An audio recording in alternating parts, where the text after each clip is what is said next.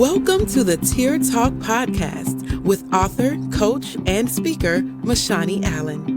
Known as the Golden Scribe, MaShani has over 2 decades of writing experience, and her passion for the craft has given her the opportunity to impart wisdom, affirmation, hope, and confidence into many.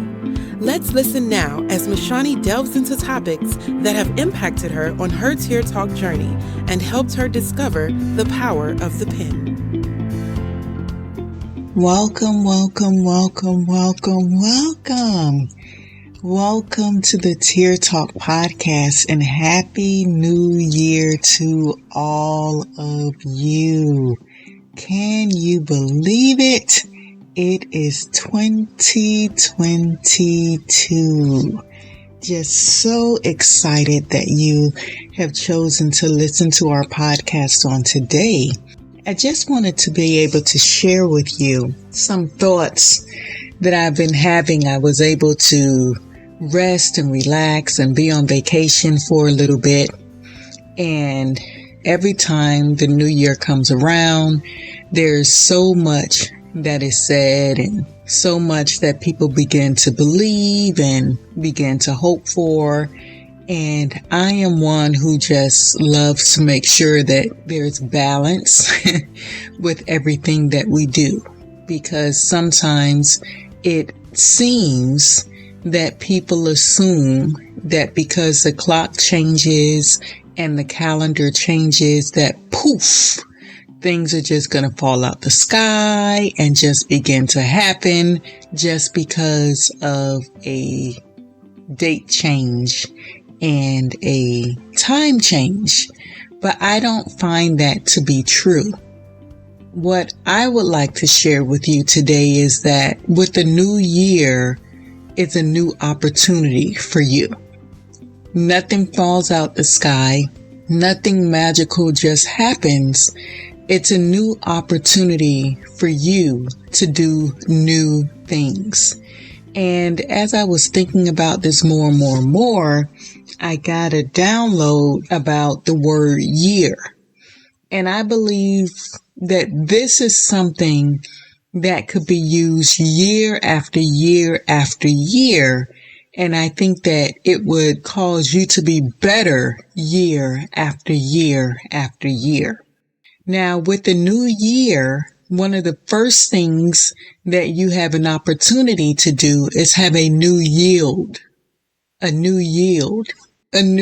level of submission, a new level of obedience, a new posture in Him, a new way of yielding yourself, yielding your heart, yielding your mind, yielding your spirit to Him in a fresh new way. And what I love about that is most of what I think everything that I'm sharing with you today puts the responsibility on you. I think too many times we like to take the responsibility off of ourselves and put it on God and put it on people. But with the new year, it's a new you, and it can come with a new yield. And that's not to say that you weren't submitted before. That's not to say you weren't obedient before, but we can always do it in a fresh way, in a new way. So the first thing that comes with the new year is a new yield, a new yielding, a new level of submission and obedience. The next thing, the E, comes a new engagement. And what I like to say, and I've been sharing this for years with people, when I think about God, I see Him, one way that I see Him is like a diamond.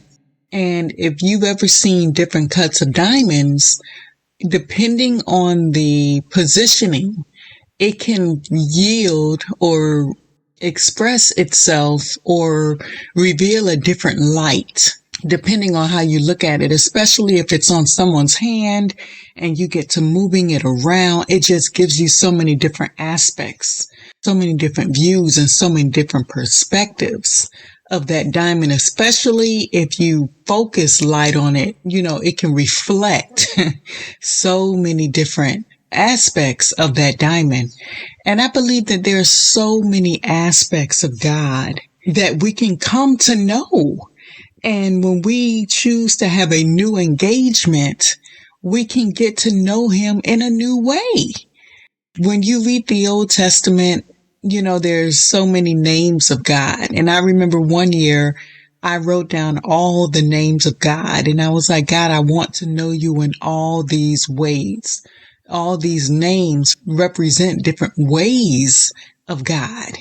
And I think that when we have a new engagement, we can get to know him in a new way, which makes our relationship with him and our desire for life even the more exciting, because we learn something new about him, and in turn, we learn something new about us.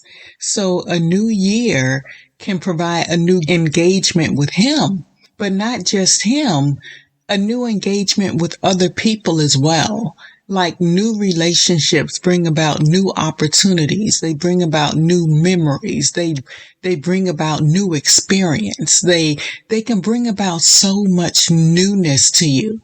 So sometimes we need to engage differently. We need to engage differently with those who we know, but we also have to be open to engaging with those that we don't know. We never know what doors that can open, what opportunities that can provide, what experiences it can prevent. So a new engagement is something that is afforded to us every single year. But again, it's based on what we do. The next new that I wanted to talk to you about was a new alignment and a new accountability. So when I say a new alignment, most people at the end of the year, they take time to assess where they are, where they've been, and also where they want to be. And sometimes we need to realign how we've positioned ourselves with God. There could be areas in our relationship with him that we have fallen off. There can be areas where we have had some slack.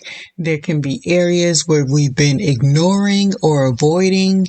And a new year gives us a new opportunity to be aligned in a new way.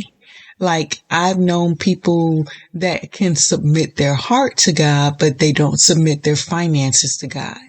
They can submit their finances to God, but they won't submit their relationships to God.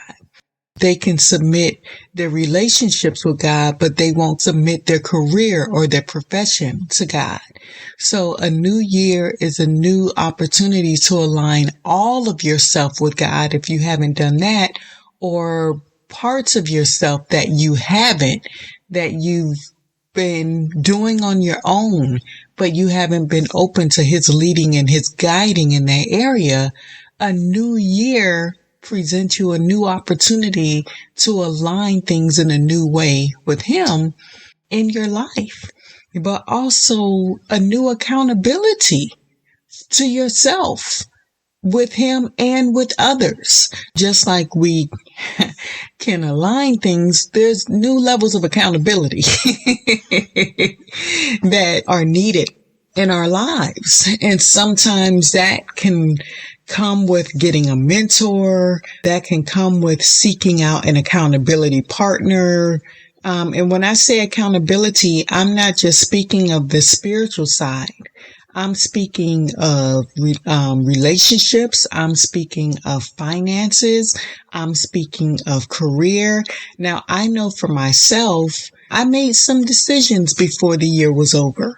And in making those decisions, I had to start having new conversations with people, and I had to be open to meeting new people. And as I made decisions, I had to let people know this is what I'm going to be doing, and keep following, being accountable to them. I've done this so far in regards to this aspect, and I've done that so far in regards to this aspect. So I have new accountability partners in alignment with some of the new things that I desire to do in 2022. And I believe that these things that I'm telling you are just practical, and it's something that we can do every single year.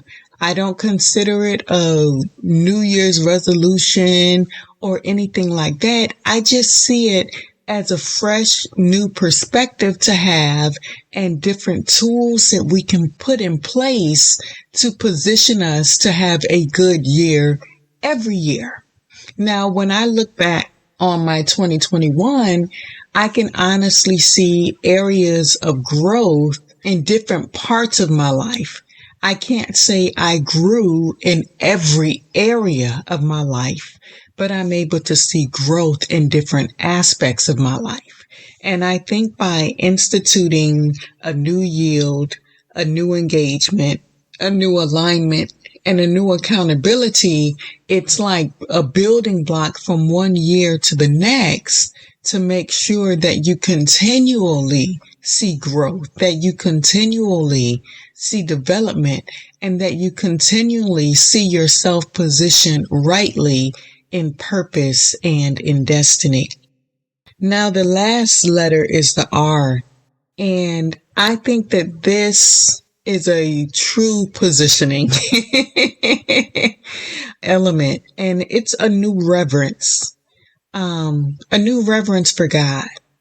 And it's not to say that you didn't reverence Him before, but I think that as you enter a new year, if you enter with a new reverence, that just adds something more to your life. And with reverence, a lot of times reverence comes a new level of thanksgiving and appreciation for who He is, for who He has been, and who He will continue to be in your life. And reverence is something, it's a word that we don't hear a lot, and it's sadly something that we don't always see displayed. But reverence isn't technically an external thing. Reverence is more an internal thing that then begins to reflect outwardly. And I believe that if we take the time, it's not so much, I believe writing it down could be a good thing, but I think living it out is the better thing. Yeah, I like that. Writing it down can be a good thing, but living it out is the most important thing. And I think that's just where we have to be. You all know I believe in the power of the pen. You know I believe in writing. And I will forever believe in that because I know the power of words. But my desire for 2022 is for the words to come off the page and to begin to be our lives. And it's not just something we wrote in the spur of the moment because it was a good idea, but it is a constant decision that we choose to live day by day by day. And if we start off with this mindset at the beginning of the year, and we take the time to go back and reference it in different aspects of the year, like it could be something, especially if you write it down, it could be something that you look back on every month. And you look into and you do a monthly check-in with yourself or with others. And with that monthly check-in, how has your yield been for the month of January? And then see how your yield has been for the month of March. And see if there's been any growth, if there's been any maturity, if there's been any lessons learned, if you've seen the benefits of it. Then you can also look at the engagement. How has your engagement been in the month of January? Then how has your engagement been in the month of March? What have been the benefits that have come from this engagement? What have been the opportunities that have come from engagement? Also, alignment. Has your alignment changed in January? Has the alignment changed in March? What have been the benefits of it, the opportunities, the growth? Same thing with accountability. Write it down, but take a monthly assessment. And I'm not looking for you to go from 0 to 100 in 3 months or even 0 to 100 in 6 months or 9 months. But I do want you to be aware and cognizant of any growth, of any upward motion, of any test that you've passed, of any maturity that you see. I think that we have to make sure that we are balanced in how we measure, because God's level of measurement and our level of measurement, our scales aren't the same. And like I tell people all the time, it's not for us to look for perfection.